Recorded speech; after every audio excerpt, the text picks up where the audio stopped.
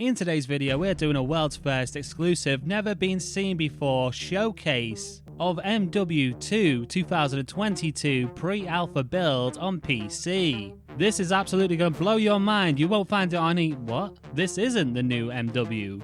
Then, what is it? Iron what? Ah, right, IronSight. Oh yeah, I got a bit confused there.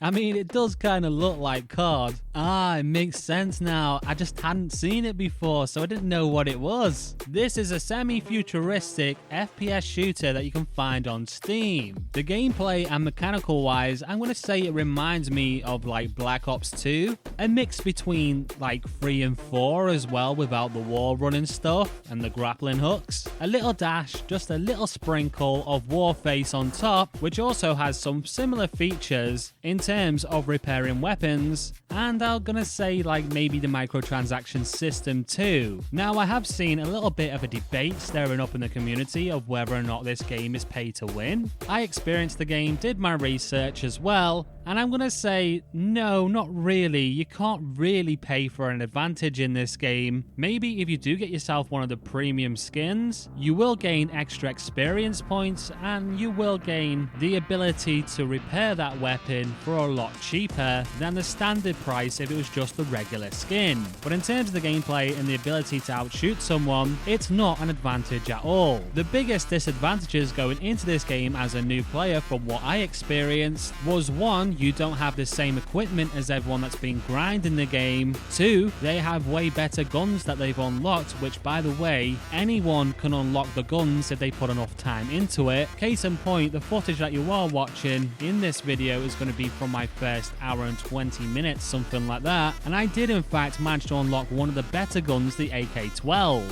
I would actually say that the overall progression is pretty fast, however your starting guns are complete trash. There are meta guns in this game that will just run all over you as a new player. Even if your aim is significantly better than the person you're fighting against, if they have one of the top guns because they're grinding on the game, you will be beat 9 times out of 10. In some degree, if you are used to FPS games though, you can kind of outplay them, and as you will see in the footage, I did myself with the training rifle, which thinking about it a little bit more is more impressive because I was actually using a controller, which by the way, there isn't native controller support on this game. I had to bypass it using Steam, meaning there's no aim assist or anything like that, and the game doesn't actually show you the prompts for your controller. Not a big deal or anything like that, I just thought it was a bit noteworthy to say. Also, this game's matchmaking is wonky as hell. I found myself in with level 200s, 300s, 400s. As a new player, leveling up from like 1 to 10 or something. So that is another major disadvantage, because if you're a new player, you're not getting paired in with other new players. You will just get chucked into a mixed lobby and the game will be like, well, they're better than you, so good luck, I guess. Nah, but in all seriousness, the experienced players in this game, I wouldn't even say they're that good at shooting. Fundamentally, if you are being beat as a new player, it's because they just have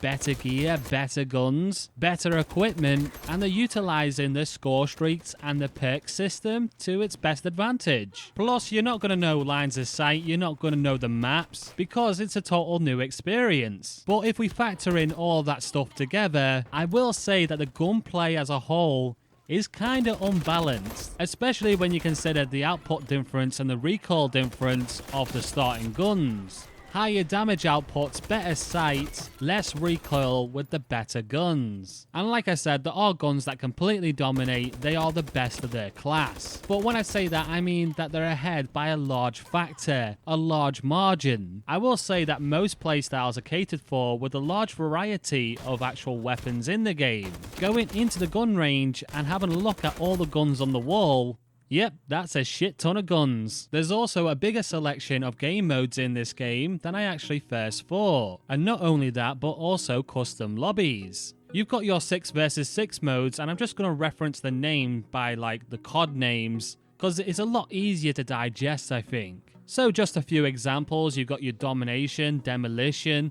hardpoint, team deathmatch, and capture the flag, and also you got your single player modes like free-for-all, gun game, and also the battle royale, which I didn't play the battle royale if I'm going to be honest, because with the mechanics of this game and the OP guns, I didn't really think I would enjoy the experience. Normally I would take the bullet quite literally, and but nah, no thank you, not with this one. From the games that I played, I will say, and actually give the game a bit of a compliment here, that the map sizes and the map design actually isn't too bad. These maps do not suck. Also, the spawns don't suck as much as some of the COD games. Infinite Warfare.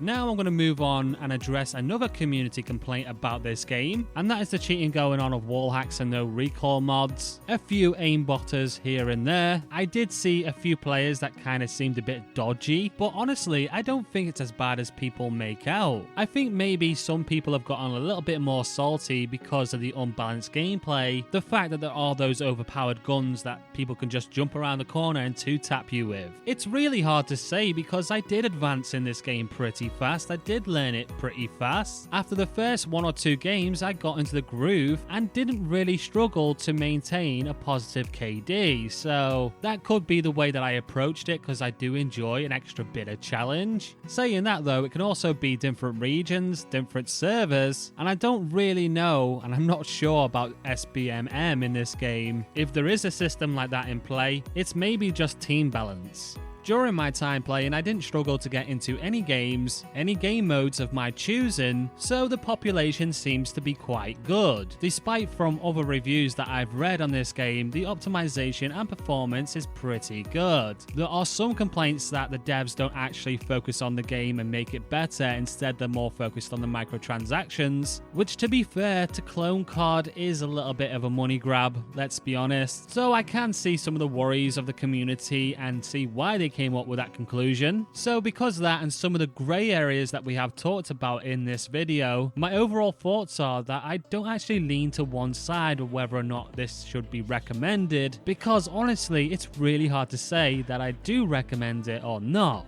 However, because it is free to play, you're not really missing out if you do download the game and start playing it. You wouldn't have wasted your money. That is obviously one of the big benefits of it being free to play. I think maybe the biggest argument against this game is that it's going to be a hell of an investment in time to actually get the most out of it. For an arcade shooter that caters to a casual audience, I honestly think that's really weird and kind of gives it a weird demographic of like you need to have no life in order to get the most out of it. However, it does have some weird casual elements spliced in, like it's a little bit of a Cold War in the sense that everyone gets their score streaks. Definitively, it is just a bit of a weird mix. It's not good, it's not bad, it's somewhere in between, and I think that's my final thoughts and ends the review too. So with that said, if you enjoyed today's video, then please smash that like button. Also let me know down in the comments if there's anything that was important or vital that you think that I left out. I do aim to hit the main points that I think you might be interested in, but I'm only human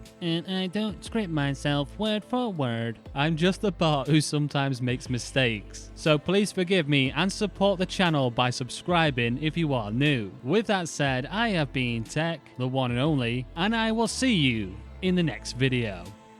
Bye.